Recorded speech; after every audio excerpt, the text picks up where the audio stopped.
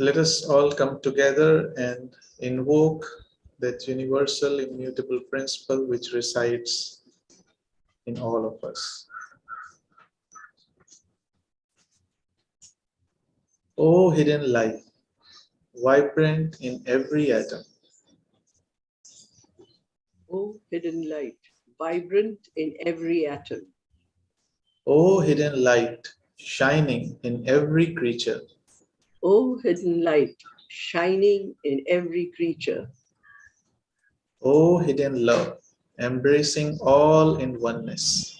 O hidden love, embracing all in oneness. May each who feels himself as one with thee, may each who feels himself as one with thee know he is therefore one with every other. know he is therefore for every other.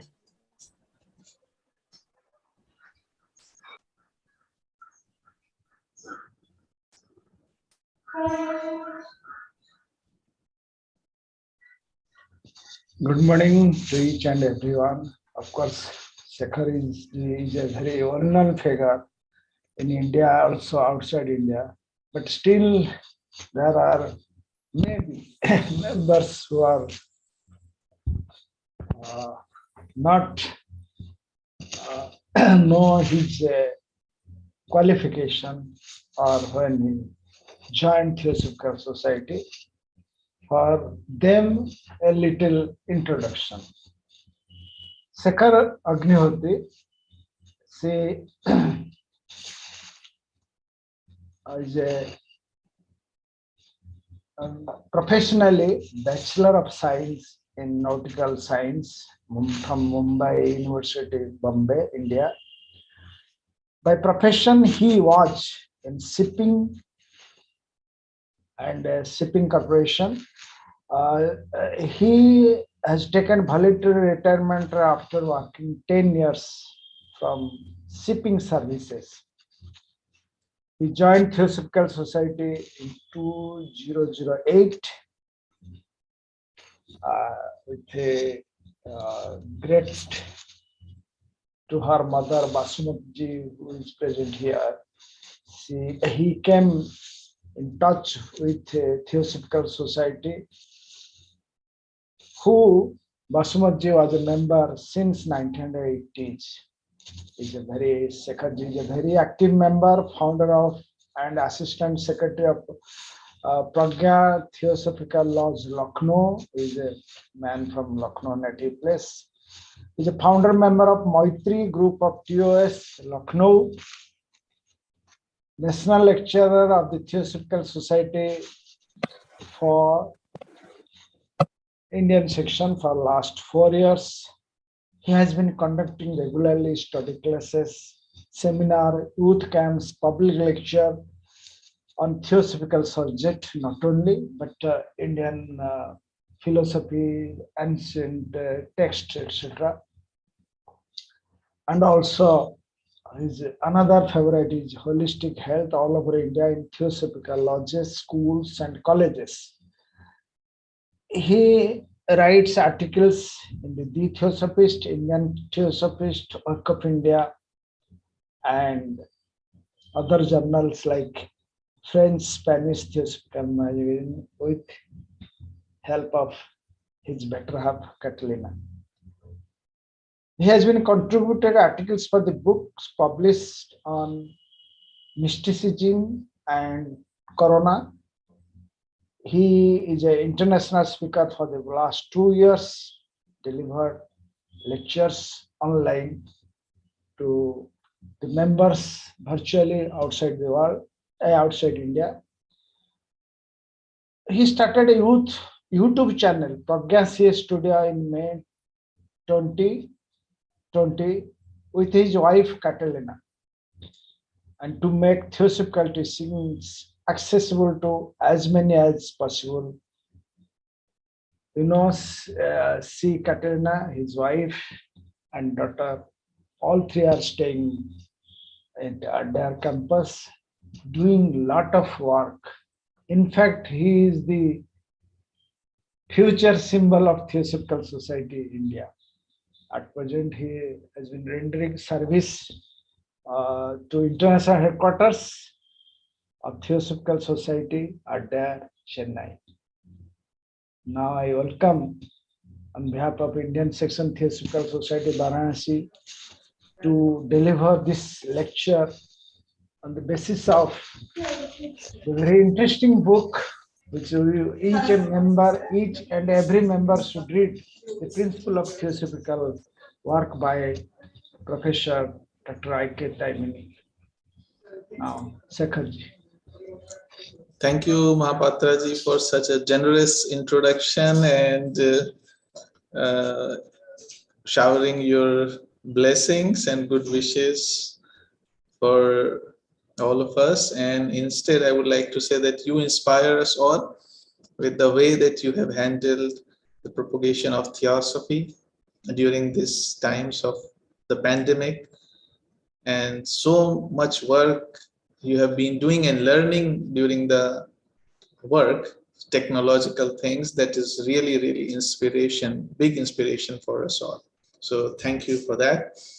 And as you very rightly mentioned about this book, that this is a book which each and every sincere or committed, dedicated member must read. And why is it so? For knowing that, I would just like to read the preface of this book once again. Maybe you might, in the earlier chapters, you might have gone through it. Just a small paragraph from Dr. I.K. Taimini. He says, the work of the Theosophical Society can be organized efficiently only when the large majority of its members, scattered throughout the world, understand clearly the aims of the society and the general principles which should guide them in planning and carrying out this work. There is need of a book which sets forth these aims and general principles in a clear and concise manner. The author has made an attempt in these pages to supply this need. How far he has succeeded in his task is for the reader to decide. Some of the remarks made in this book apply particularly to conditions obtaining in India, but the greater part of what is said will be found to be of general application. So by this preface, it becomes very clear that how important the content of this book is, because if we are really committed and dedicated and working for propagation of theosophy, then its aims, its philosophies, the general principles must be very clear in our mind.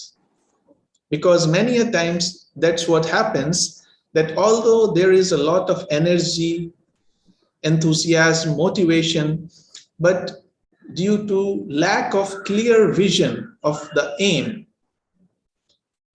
that energy gets diverted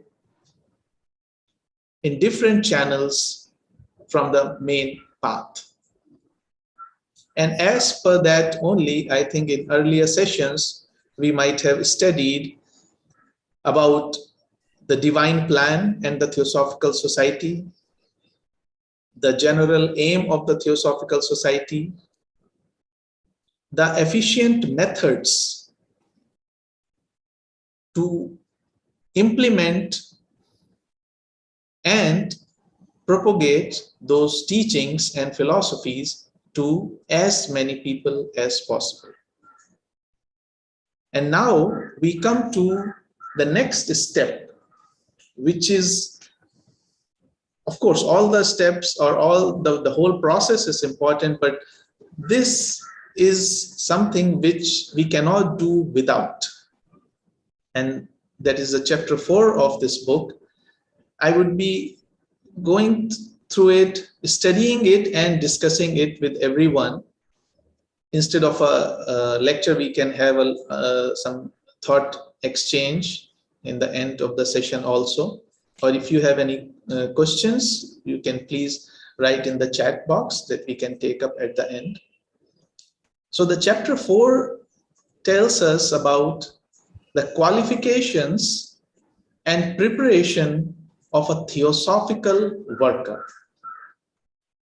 So in the earlier chapters, it has been shown that a worker should go through some kind of training before it is expected of him to do his work efficiently and make an effective contribution to the great work which our elder brethren are doing for the welfare of humanity. If we look at the approach of Dr. I.K. Tamni, being a person of science, in all his books, he approaches the subject with such a clarity, putting out all the aspects and using the right words that convey to us which part is significant, which part is more significant, which is the priority, which is even higher priority. So if we see here, he says if a person is expected to work efficiently and effective contribution, yes, there are many people who are contributing to different causes, but what is the outcome of that contribution? That may be asked. So to have an effective contribution and working efficiently, there is some kind of, or the person must go through some kind of training. But what kind of training is this? Because he also says that it is easily seen that such a training can only lay the bare foundations of that perfect life of the theosophical worker, to which every active member is trying to get close to. Because outside training, we can attend workshops, seminars, lectures, have debates and brainstorming sessions. All of them are necessary aspect, but they are not enough. Centers giving such preliminary training can no more produce an ideal theosophical worker than a university can produce a real scholar, or a technical institute can produce a fully qualified expert. We all know that. That what is the difference between a pass out, a graduate, a pass out who has just passed out from the college or from the studies, and the person who has worked in that field for many years. And the only difference is the experience. That you have learned, you have got the training, we have gone through all the academic aspects, even practical aspects in the laboratory, but now is the time to implement it in real life. And why is that important? Because if we see, especially to our theosophical literature, it is so vast that there may be parts of it which may not be so appealing to people who are living in the East. There may be some parts which may not be so easily understandable for the people who are living in the West, and somewhere something in between. There are examples while giving a talk which may appeal to certain class of people, And then there may be examples which may appeal to certain other class of people.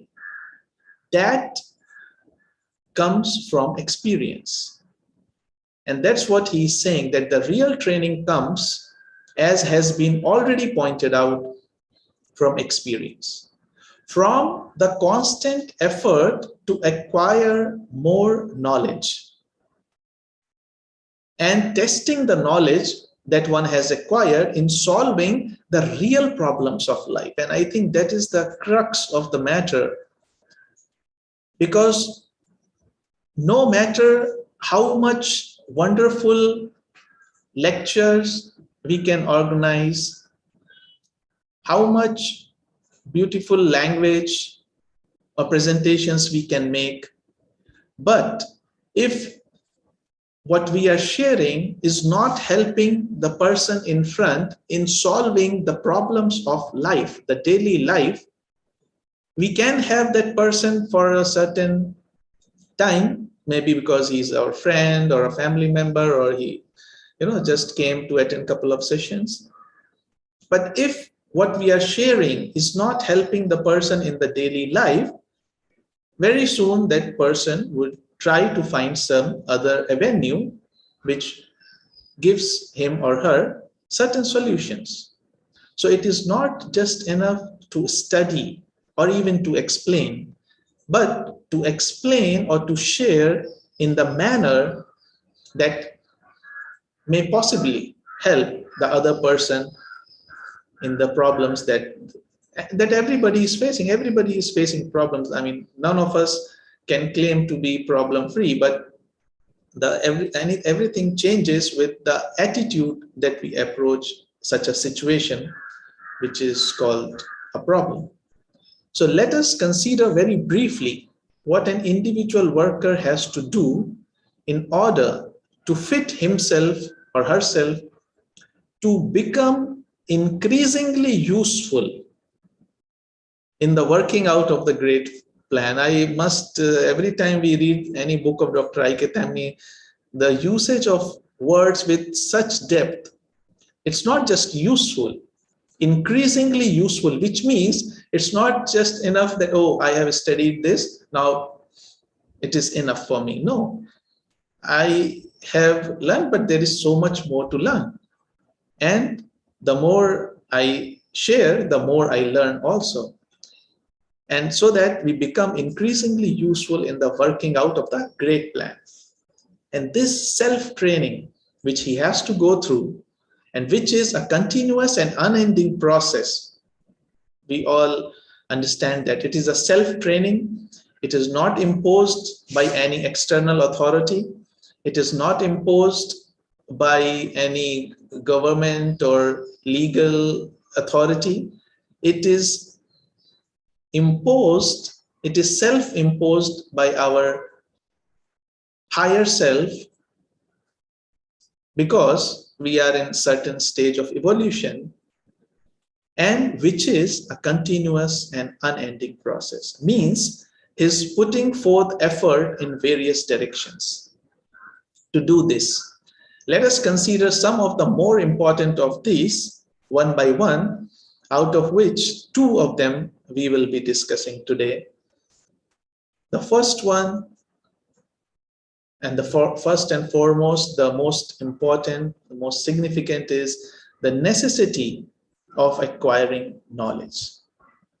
And I think none of us may have a different opinion than this one, that the acquiring knowledge is the necessity, is the very fundamental necessity if we want to do this work. But what may differ is the motive behind acquiring knowledge. That is something that we have to introspect from time to time. Why are we acquiring knowledge? And let us go through this. It's very important to keep reminding ourselves that a theosophical worker should not only have a clear grasp of the fundamental principles of theosophy, but should all the time be trying to extend the boundaries of the knowledge and to make it deeper at the same time. This was written long back by Dr. I.K. Taimani. The year was printed, I think, 1990s, first published by 1991. At that time, the mission statement of Theosophical Society was not yet created. And if we see this statement and compare it with the mission statement of TS, does it not reflect the same thing what he's saying, that to serve humanity by the ever increasing, ever deepening understanding. It's not just understanding, ever deepening. And what he is saying, that we should all the time be trying to extend the boundaries of knowledge and make it deeper at the same time. So ever deepening understanding and realization of ageless wisdom, spiritual self-transformation and oneness of life. It's not that just we had certain thing and we hold on to it. No, we have to challenge ourselves every day. We have to be willing to learn, go deeper whenever the opportunity comes. And the more we deepen our knowledge, the more we realize the importance and the inner significance of the moment. That is, I think most of us here must have realized that there are different kinds of members or who have a different level of commitment or attachment to any movement. And if we see the most committed or dedicated, or I would not say the most committed or dedicated, I would say that this level of commitment or dedication increases with the understanding of the real aim of the movement. And that is why it is very important to do such study, self-study, because the more and more we go deep in studying the Theosophical movement, the principles, then only we will realize its importance and the inner significance of the movement. And when we relate to that core of the movement, automatically the greater will be our enthusiasm and desire to take an active part in the work of the society and to propagate its ideals. Now let's compare this sentence with the sentence in At the Feet of the Master, that there are only two kinds of people, those who know and those who don't know, and those who know cannot help but actively take part in working out with this divine plan, and that plan is evolution, because that plan is so grand and so logical and so based on justice and love. So the moment we go deeper and we understand the core values, how it answers the questions, the problems of our lives, we begin to have automatically like magnetic pull from this core. And then automatically we cannot help but to work for the cause. Maybe for Theosophical Society in this respect, maybe for some other cause, maybe somebody similarly. Suppose, let's take an example of a social worker. Some social worker, maybe they are working for, let's say, old age problems, the elders facing problem in the old age due to various factors.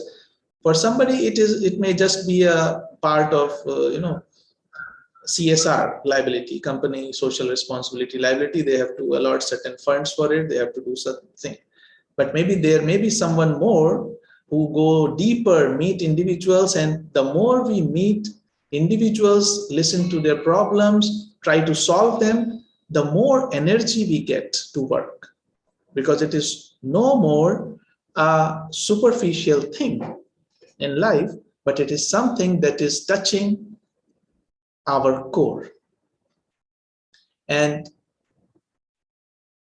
Dr. Tamni says that one of the reasons why a large number of our members lack enthusiasm and remain only members in name lies in the fact that they do not try to study the theosophical literature thoroughly and to come into touch with the deeper layers of knowledge which require hard study and deep thinking. And that is one of the very important aspects of being here, what we see during the lodge meetings also. It's very important to encourage study. Okay, we can have, and actually that experiment we did in Pragya Lodge, Lucknow, when we started. So initially, okay, because we saw everywhere lectures used to happen. But what we thought, let us try and do some experiment, and instead of a lecture, let us take some book which most of the members have, or a magazine which they subscribe to, the Theosophist, the Indian Theosophist, or the Dhampat, or whatever local language magazine is. And 1 week in advance, we tell that, okay, this is the article to be discussed in the next meeting. So everybody, please read it. And then we come together. There will be a discussion and sharing of the thoughts and something more, so that everybody will read and study and do some mental exercise, which is the fundamental reason for so much importance that is given in TS. Because this is the time to work on our intellect. And intellect, just like any other muscle, cannot grow if we do not use it. If we just want a leader or a lecturer to motivate us, okay, that can be a temporary process. Maybe some spark is received. I myself have attended so many study camps, and I have got a lot of insights from attending those sessions. But we have to not depend on them. We have to make that spark into a fire within and carry on, continue the self-study, that the spark of which we received in one of the lectures or study camps somewhere. That is what he is saying, that due to this lack of study, our enthusiasm also does not increase. And this careful and constant study of our priceless literature is necessary not only for our own sake, so that we may have a sound basis of knowledge. Now we are coming to the motive of it, that, okay, why the necessity of acquiring knowledge? Not that we have a sound basis of knowledge, but that is one thing, but also because we have to impart this knowledge to others who know less than we do. And this is very important aspect, that because many times what we hear, this is also sometimes used as an excuse to overcome our own inertia, or to not sharing with others, that no, I do not know enough to share with others. But Madam Blavatsky has clearly written that it is just not possible. There is always someone in your circle of people who will be there who knows still less.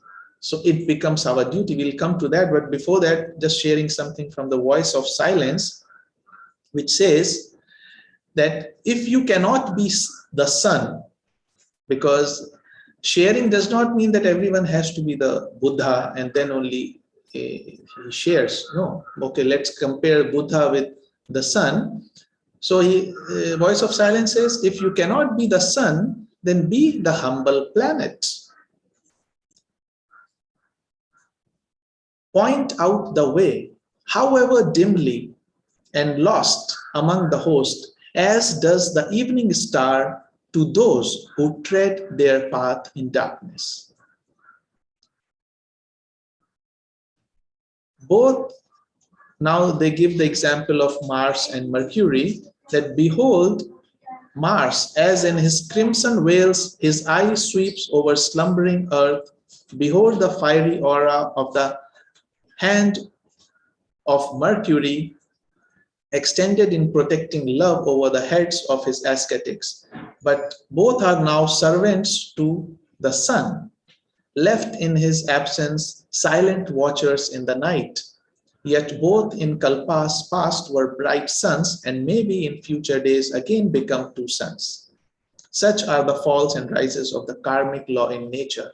So be, O Lanu, that is disciple or aspirant, be like them. Give light and comfort to the toiling pilgrim, and seek out him who knows is still less than you, who in his wretched desolation sits starving for the bread of wisdom and the bread which feeds the shadow, without a teacher, hope, or consolation, and let him hear the law.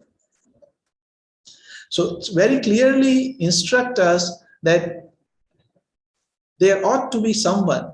The moment actually we learn something, and the nature will automatically, as per the law of karma, there will be someone coming in contact with whom we can share that. Only that we have to be aware and remember that we have to share. Similarly, at the feet of the master says that if you know, doesn't say how much more or how less we know.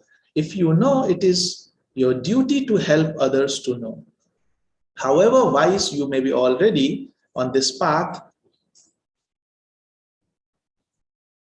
you have much to learn. Shikharji, you raise your head a little. Okay, sir? Yes. Okay. However wise you may be already on this path, you have much to learn. So much that there also must be discrimination, and you must think carefully what is worth learning. So that is another way of saying that we also have to impart this knowledge to others. But let us not confuse this imparting this knowledge to others with the inquisition thing. So let's go after people and chase people and trying to convert them, which have been happening in the different religions in the past and is still happening. We have to be very discernful in this, that okay, there will come somebody in our contact, we have to share. And if the opportunity arises, we can share. But going after people, chasing them to tell or to share what we know, may have a different reaction altogether from that person. So as per our own viveka, we can understand these instructions.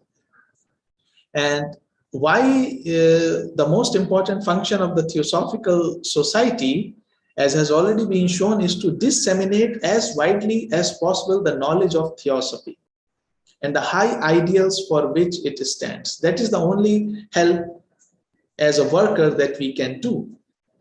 And the fundamental changes in the thought and outlook of the world which we desire and work to bring about can only be implemented by permeating its thought atmosphere with the truths of the ancient wisdom, which have been given to us by the elder brother.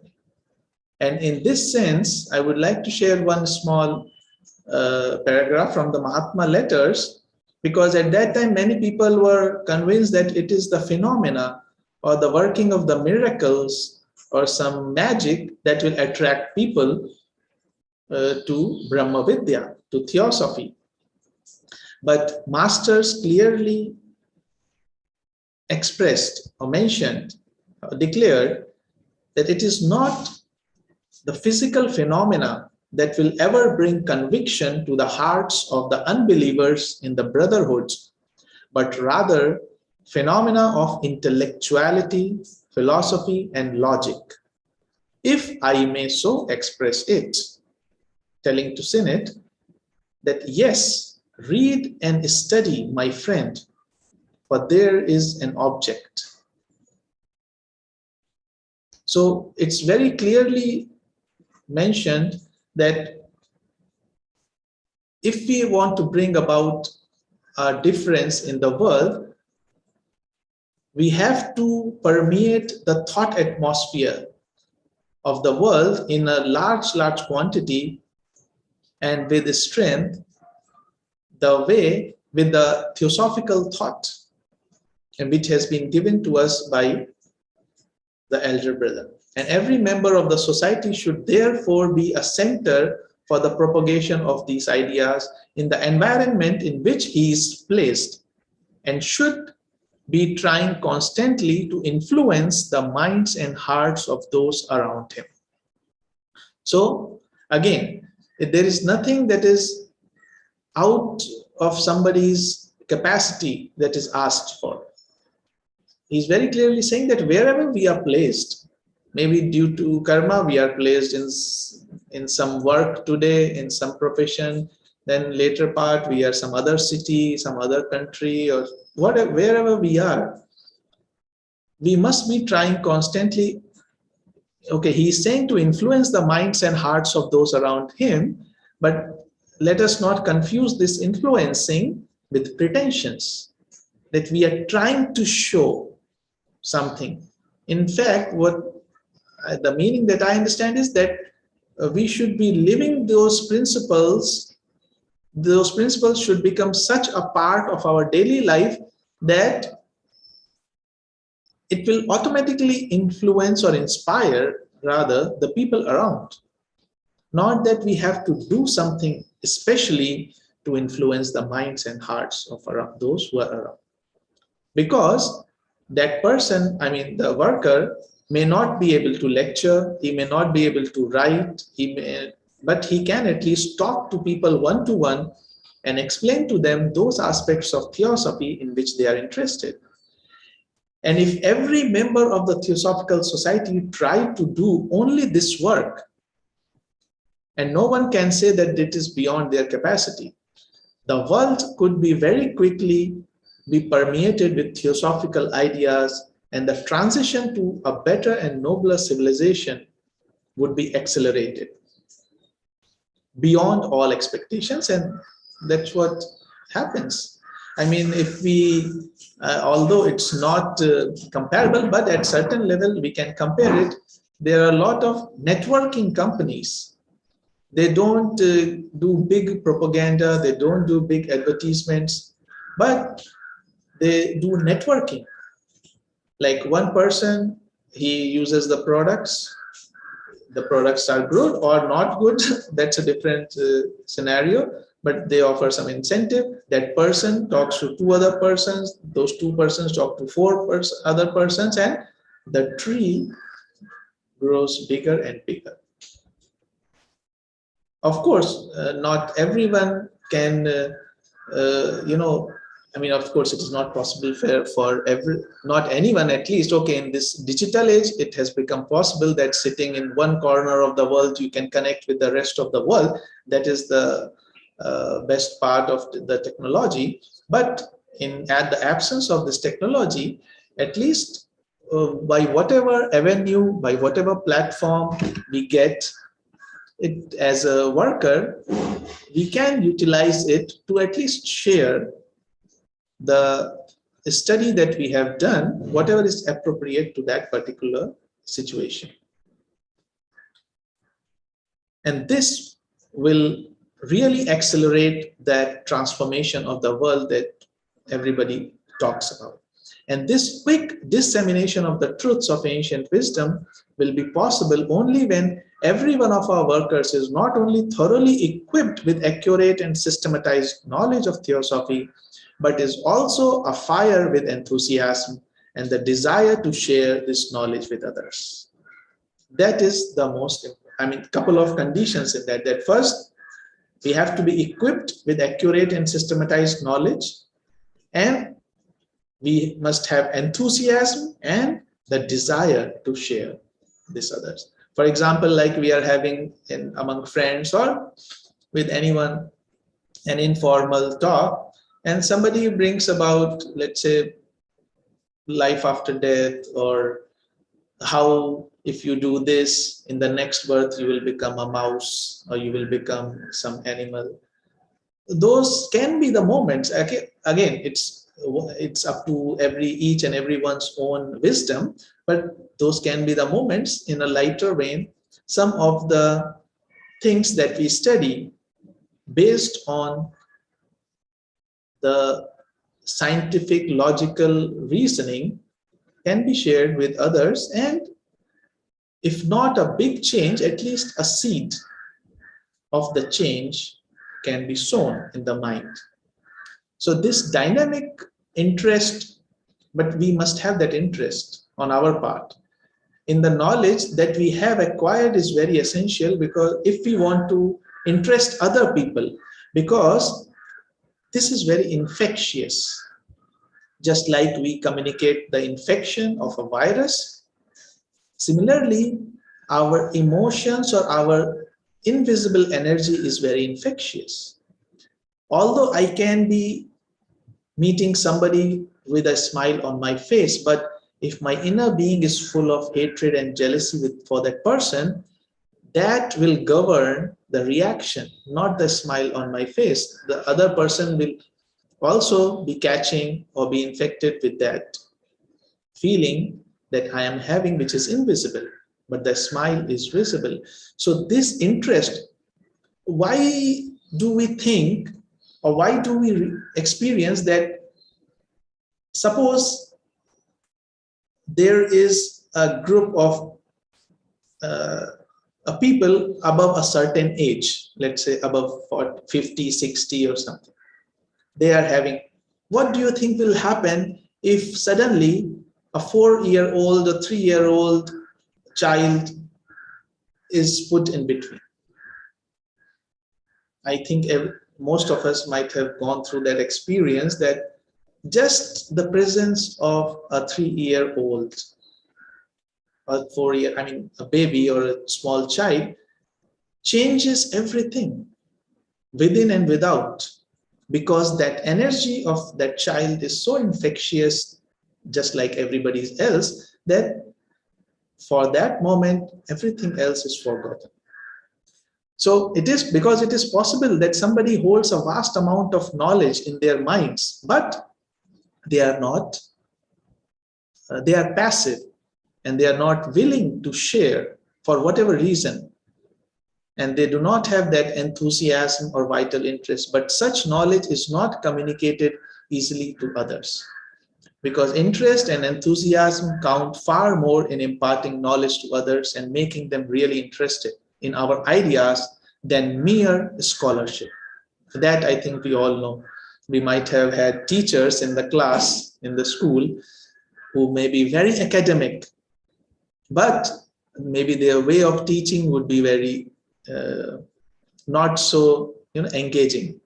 And there may be teachers, without putting any question mark on the knowledge or something, equally good, but just the way of presentation or explaining is such that nobody wants to miss their class. So we ought to have not only a sound knowledge of theosophy, but also of the thought currents and actual conditions prevailing in the world at that time. This is another aspect of the thing that he's saying, that we should not be isolated from the world, that we are just doing a study within ourselves, studying only the theory, and academics and sharing with each other, but the real implementation of that study is tested when we look around what is happening in the next society or next city, next state, next country, the whole world. What are the things happening? And because then only we'll be able to use this, because right now universal brotherhood is just a word, because I don't know how many times our consciousness raises to the universal level in a day, because we are so caught up in our daily life from morning till night, doing our daily course, that very rarely our consciousness has the opportunity to raise to universal level. And reading such articles, keeping in touch with the world news, not in the sense of excitement, but the essence of those things, what are happening, the real things happening, like climate change summits or things between the two nations where there is friction happening and all those things, some natural disaster happening or some war is going on.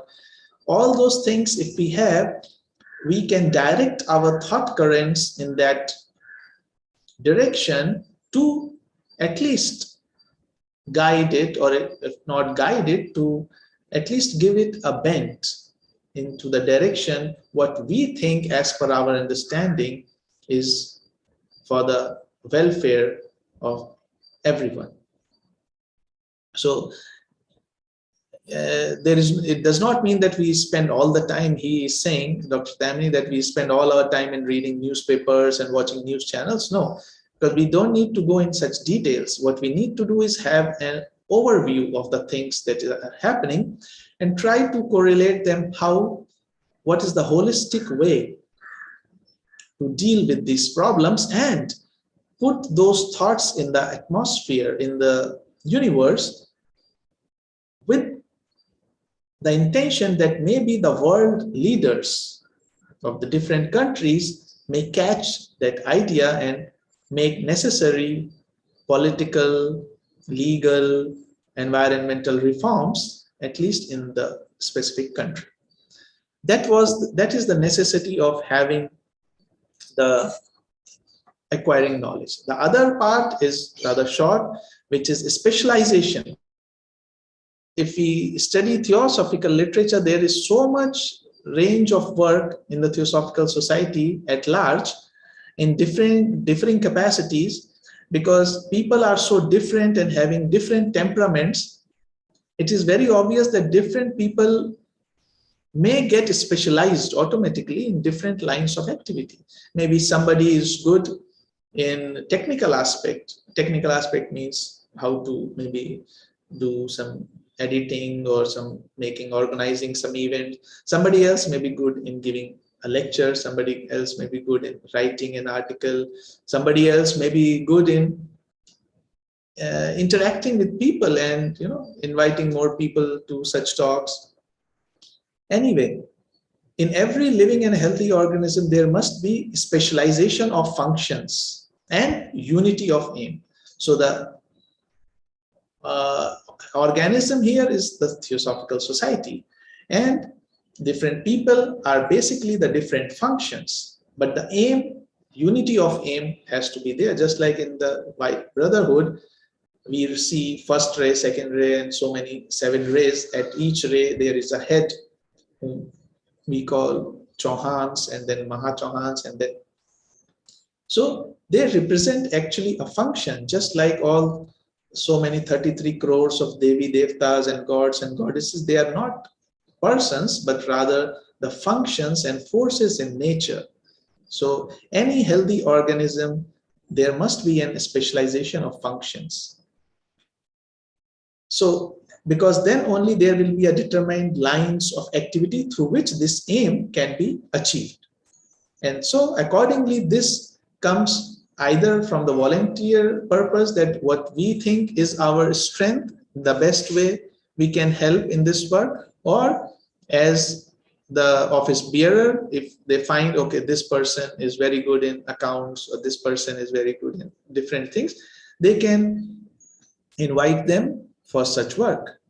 And if not, if they think some training is required, then such training should be provided in special training centers organized and maintained by the society in every section if possible. And in these institutions, each worker should be able to acquire a sound knowledge of theosophy. But that is what he's also cautioning or warning in the later part, that with the specialization, some people think exclusion, that specialization means knowing more and more about less and less. That if an ENT surgeon, you have to go to an ENT surgeon. If you have ear, nose, throat. If you have something in heart, you have to go to cardiologist. But in this case, this does not mean that if we are specializing in one aspect, we should ignore the other aspect. Yes, every theosophical worker should try to be a specialist in one subject. We should try to know every possible thing about that subject. So the plus point of this is that so that their opinions may have some weight. And if the subject is of a practical nature, he may be trusted to do any job in that line with perfect skill. If they have to speak, if they have to write, they can command the attention of those interested in that line of thought, because in the present world, the attention span of people are very short. And if you really, they don't like to spend time on things from which they don't think that is very reliable. So to make sure that this does not happen, we must research and study and study and study more about the subject that we like, so that in case there are any questions or doubts, we can answer them. Of course, there will be situations when we don't know something. There is nothing wrong in saying that, okay, I still have to research that or study that. But why this is important? Because this proficiency will not only enable us to help others effectively, but also free us from the timidity and lack of self-reliance from which many of the people suffer. And that happens that when we don't when we have not studied something in very deep, we feel shy, we feel timid to express our opinions, that what will people think. So if we do this study sincerely, then all those timidity, shyness, self-reliance, lack of self-reliance will immediately disappears, and it develops in us a confidence and self-respect and enables us to make I would rather say have the same effect on the person who is in front of us. So on the other hand, the same thing about a specialization, he says that it should be our aim to steadily enlarge our capacity, not knowing more and more about less and less, but keep increasing, keep adding to new activities and lines of thoughts to which we have already made ourselves proficient. Because no one can be a real expert without having a sound knowledge of all related branches of knowledge. Yes, maybe we know law of karma very well, but if we don't study reincarnation, maybe we will not be able to fully answer many questions regarding law of karma. So one is related to other, so at least we need to have certain basic idea of everything.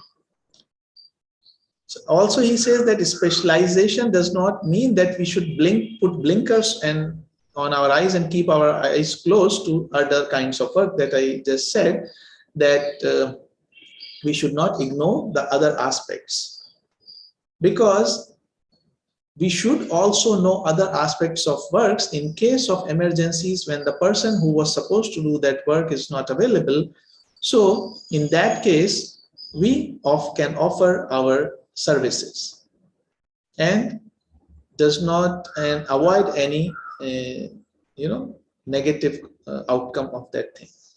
But this will be possible if we keep ourselves in touch with all kinds of activities, because we see some people are only interested in religion, some people only are interested in philosophy, Some people are only interested in science. But here, we need to synthesize the religion, philosophy, and science and try to have a comparative study that then we can at least have a beginning of a holistic view of the things.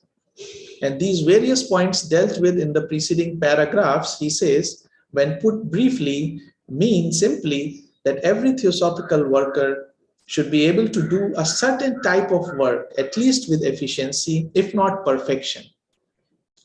Why? So that those who place him in charge of that kind of work may feel confident that the work will be carried on in a satisfactory manner.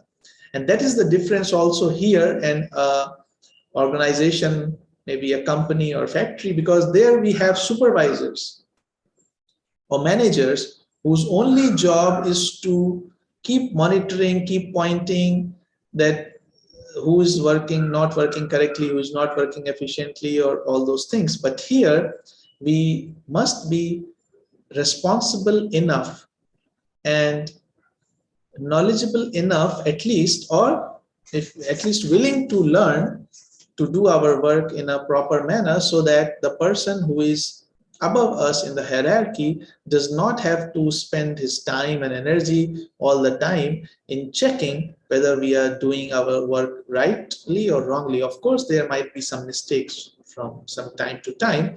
That's a different thing, but we should work most of the time in the proper manner.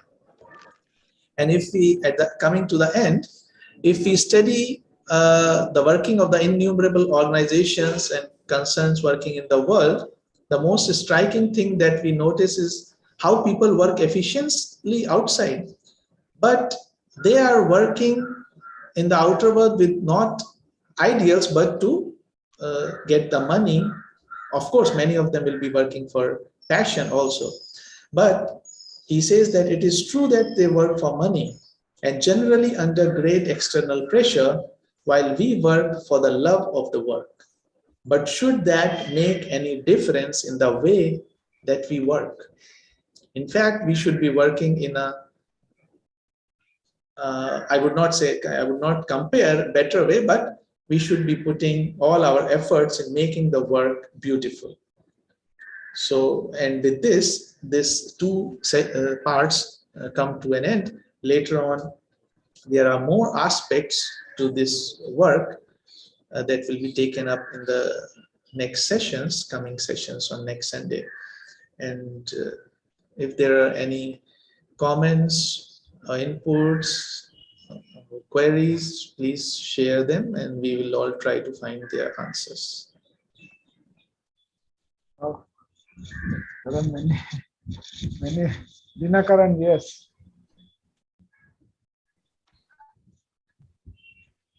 Thank you, Shikharji, for your wonderful talk. I think among Iqbal. Sorry. Unmute yourself. Yes. Am I audible? Yes. Audible? Yes. Thank you, Shikharji, for your wonderful talk. I think among Iqbal Ke Taimini's books, he has written many books. Like Science of Yoga, Gayatri, Glimpses of Psychology into the Yoga, Symbology of Hindu Symbolism, many other books. Mostly members read all these books, Science of Yoga, something like that. They conduct classes on Gayatri. But this book is not much read by people. I don't know why. Because when the question of theosophical work or principles comes, people think that we have to acquire knowledge first. Then the knowledge means knowing about yoga, psychology, and all those things. And some years ago, when I suggested one book written by Sri Ram, The Work of the Theosophical Society, something, the title is like that. Another member who joined Theosophical Society said, I don't want to know about the work of the Theosophical Society. I wanted to know about occultism. That was the attitude. So that is why we pointed out individual workers should be more and more useful, increasingly useful. That is, yoga is skill in action by self-training. nobody can train such a person if he has no interest in this. That two differences are there: enthusiasm and excitement. Many people join just to satisfy their curiosity or excitement, and after a few weeks or few years they may drop out. But if a person has a deep interest in this wisdom, religion, theosophy, they will continue, and they will continue as a real worker. We have to think one thing, we have to consider one thing. Dr. Besant said we have undertaken a work not for a week, not for a year, or not for a few decades, but the whole life we have undertaken the work. We have dedicated to the cause of theosophy. This is the approach we should have towards Theosophical Society. Moreover, we should have a firm conviction on the first object of the Theosophical Society. Many people, as I told you, just to satisfy their curiosity, to acquire more knowledge, join. But the first object of the Theosophical Society is the foremost thing. Otherwise, without it, other two objects become mere academic study. Many religious institutions in Kerala, I can see many Christian institutions are there where they will study Gita, they will study Buddhism, they will study all other religions just to say that their religion is better than the other ones. They study it, but in a different way. But in our society, we don't study like that. We find to have a knowledge or real conviction about the truth among all these religions. Then, as you suggested, in the pandemic situation, this networking is more useful. Any member with this with his mobile phone can contact at least 5 people a day. 5 people. I mean, just imagine there are nearly 10,000 or 12,000 members in the Indian section. If they contact at least 5 people a day, usefully, just forwarding a message is anybody can do it, but not in that way. If he can sincerely contact or influence a person, it can be just introducing a book. For example, this wonderful book by Taimani, Principles of Theosophical Work. If you can introduce just that book, useful book, to any other person, any other member of your lodge or in your federation, that will be a great work. And these are the points which are raised in my mind. I think more people will contribute to it. Anyway, thank you for your wonderful talk. Thank you, Dinakaranji, for valuable inputs. Yes, you're right. If one person contacts 5, and really it will reach very like in an exponential manner. So yes, let us try to do that. Yes, Avan. Good morning, everybody. Good morning, Brother Shikhar, especially to you. Good morning. Because you are the man of attraction today, taking the whole screen. Anyway, you have pointed out many things which I'm sorry to say many members of our Theosophical Society do not know. And if they know, they are a little bit lethargic, especially where reading is concerned. Another thing, books are also not available because these are all books which do not have any commercial value. They have not been written for the sake of commerce, to get money. It was only to give knowledge. And therefore, they are lying in the cupboards unattended. Let it be now, because today is the time when everyone wants to be on the screen and not on the books. So we cannot blame them either. I liked two things about your talk. First is about power of thought. Thoughts are very, very infectious, as you said. They go like missiles, like how a missile can go and it will touch the person to whom you are thinking about, or to the group of people we are thinking about. For example, Gandhiji had said, quit India movement. One sentence, quit India, and it vibrated throughout our country. And a big nation like UK, Britain, was brought down. So you know how powerful the thoughts are. So what I would like to say, that whosoever wants to propagate or to talk about theosophy, they must have sincerity in their mind. They must have full faith in themselves that what I say will go right into their heads or right into their hearts, and we will flourish as a society. So this is one. Yes, would you like to say something? Actually, interesting. I would not. Interesting thing that people do, especially what I read about Buddhist monks or Christian missionaries, and which also we tried when we started the lodge in the beginning, that before they send their missionaries to any countries or any place, a group of them start sending the thoughts to that place, Yes. so that the people in that place are, automatically they will be attuned to such vibrations, and they will be willing to know, to learn, to study, to something like that. So when the people go there in person, their work is like, to certain level, it is eased out or smooth. Yeah. So so Leadbeater in his book has said this, that they work like missiles. Yeah. And, it is both ways, good thoughts and evil thoughts. Yeah. That is why our thinking, our thought should be always in the positive manner. That is a very good thing which every theosophist, every person should know. Secondly, about the specialization, you said that there are many things in theosophy, like we have Theosophical Order of Service, where many things can be done. If we cannot speak or if we cannot write, they can do work with hands. People can work with head, heart, and hands. So in Theosophical Order of Society, they can work with animals, hospitals, as you all have in your Adyar. Then we have the religious-minded people can attend every time Bharat Samaj Puja, which is being done. They become expert in the shlokas and all that. They don't have to read from the book. They can go on doing it. Then there are Mystic Star, which is propagated by Raja C. Jinraj Das. The name I always. So he had started. What a beautiful ceremony it is. Then they have Order of Round Table. Yes.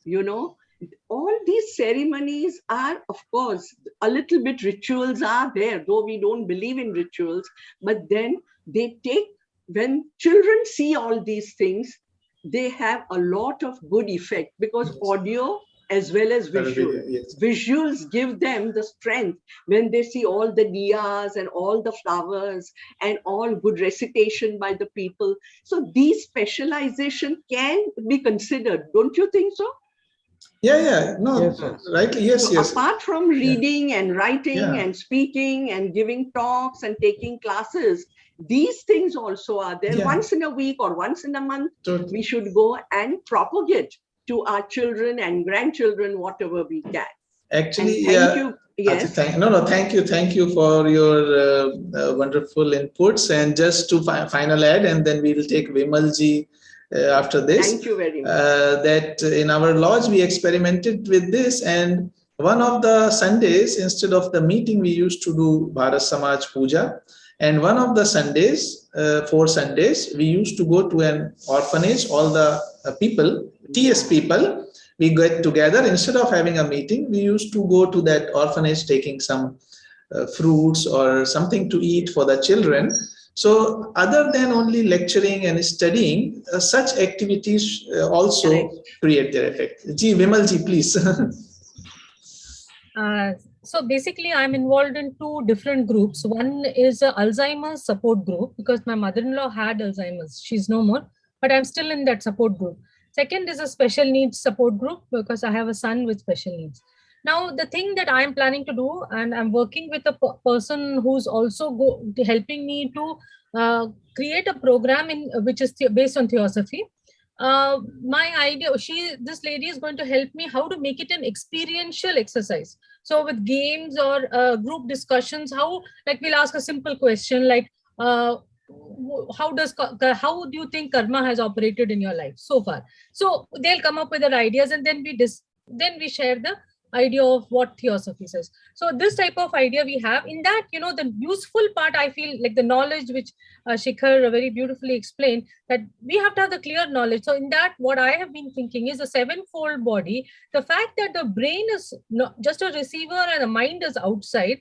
When Alzheimer patients, some of them, they get violent, they are hitting and all that, then the caregiver is very troubled. So if the caregiver is given this, that it's only the brain, but the mind is outside and it is healthy and fine, it is not able to connect to the body because the brain is not working, because in Alzheimer's, the cells get deteriorated. So brain cells.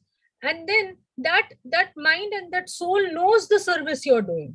So don't give up on your kindness, on your thing, how much ever it is. So how the practical use of the knowledge of the sevenfold body. Similarly, in autism, Dora Kunz has said that the astral body of the what she saw in the person with autism is not properly connected to the physical body. So because of that lack of connection, they can't express emotions, and also because that is the mind also cannot, mental body also is not able to get connected to the physical body, because it is coming, the mental body has to be connected through the astral body. So the sevenfold body concept, I know all my friends and my co-mothers and fathers, nobody knows this, nobody. And so I'm thinking that first, of course, I'm perfecting my research, I'm working on that, how to first let it get very clear on that aspect, and then of course I have to present it to my friends, and then that's my way. I'm thinking this is the way I will work in spreading theosophy. Very nice, beautiful approach, Vimalji. And really, this is implementing what we learn in our daily life and how to handle situations. All our best wishes and good wishes for this successful. And please share with us the whatever the outcome. Yeah. Okay, okay. Last question. This one. Last. Yeah. Taralji.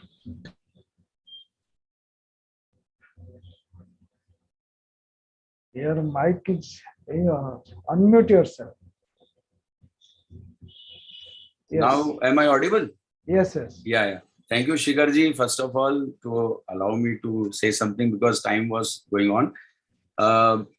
मैं इतना ही कहूँगा कि अभी जैसे thoughts के बारे में अबान जी ने बोला और विमल जी ने अपनी एक विशेषता, मतलब उनकी एक एक्सक्लूसिवनेस रखी, तो और आप भी बहुत प्रयास करते रहते हैं कि with different things, how to unite theosophies of different skills. Like you have got a young, already a young group which is functioning every Sunday 7:30 in the morning. What I think is that with you and Pradeep ji, I would suggest that studies like Vimal ji or any other studies which is there, Indian section should form a group other than this meeting and all that, in which we can all collectively do something for theosophy. That's what I was motivated, and I was inspired by your talk today, that it is high time that with different skills, if you form a body, maybe something very big can happen. Yes. And we can connect to the public. That's all I wanted to say. We will discuss it on privately. And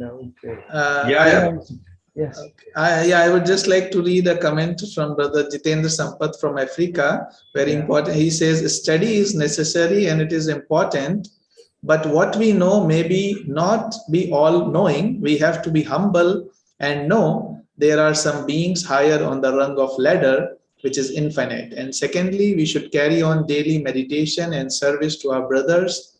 Remember, SMS, study, meditation, selfless service, should be living meditation, and our life becomes our message. Make sure we are not hypocrite. So very important message. Thank you, Jitenji. Shinde sir, your last comment, then we will close. Sir, unmute yourself. Unmute. Yes. we all must remember what Shikharji has said. Wonderful point. We should not forget that acquire knowledge of Theosophy first. So this acquiring of knowledge is very important, and then tell to others without any complaint. So the principle of TS work is not to demand anything for oneself. Work for the others. Wanting mind needs to become zero. Theosophy is full of blessings, which we don't value actually. So we must value what we have in Theosophy. That is what I.K. Tamini all the while mentioned in his book. Here I remember one, and I finish my this expression. Shakespeare once told, I cried when I had no shoes. I cried when I had no shoes, but I stopped crying when I saw a man without legs. So we must study the human mind, how it is working. And also, after acquiring the knowledge of Theosophy, definitely you are blessed.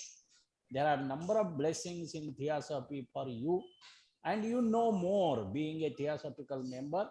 So you can help to the whole human mind by meditating silently and giving out thoughts of love and goodwill. That is what we have to do as member of the Theosophical Society. Shikharji has explained very nicely. Thank you, Shikharji, and thank you, Pradeep. Thank Thank you. you, sir. Shikharji, kindly close with the closing prayer. Okay, sir.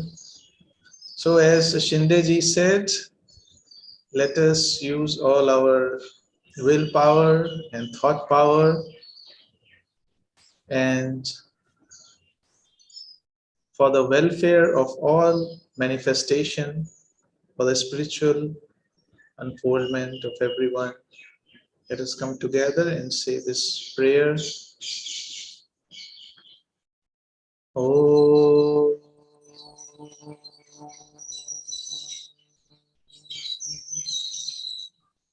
Sarvesham swastirбhavatu, Sarvesham shantirbhavatu, Sarvesham purnam bhavatu, Sarvesham mangalam bhavatu, Sarve bhavantu sukhinah, Sarve santu niramaya, Sarve bhadrani pashyantu, Ma kaschit dukha bhag bhave. Om Shanti Shanti Shanti. Thank you very much. Thank you, Shikharji, very much for nice